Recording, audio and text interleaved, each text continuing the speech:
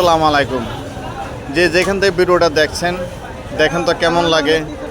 এই যে বর্তমানে আসলে আজকে সোমবার যে হজ ক্যাম্প 18 তারিখে প্রথম প্রায় দিয়েছে, দেওয়ার পরে আসলে যেই পরিমাণ মানুষের ঢল এখানে আনন্দ উঠছে আসলে সেই পরিমাণ এই আনন্দটা যদি সবসময় 12 মাস থাকতো তাহলে সবচেয়ে অনেক আনন্দ লাগতো আর সবচেয়ে সুন্দর দেখা যাইতো।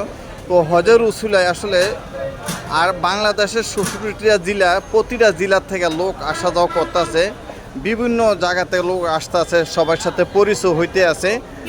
খুবই অনেক সুন্দর দেখা যায় যে কে কোথা থেকে আসতেছে। আসেন সবার সাথে যদি এক সারা বাংলাদেশের 64টা জেলা, এই সব জেলার লোকের সাথে যদি একটা লোকের পরিচয় হইতো তাহলে তার সাথে বন্ধুত্ব আরও সবচেয়ে সুন্দর হইতো। তো আলহামদুলিল্লাহ আসলে ভিডিওটা বানানোর কারণ আমি আনন্দে আর এখানে দাঁড়াই থাকতে পারছি না। আমি বাবু সালাম মসজিদের সামনে আইসা আসলে ভিডিওটা করলাম, এই জন্যে খুবই আনন্দ লাগলো। খুবই সুন্দর দেখা যায়, এই যে মানুষ দেখেন খুবই চমৎকার দেখা যায়।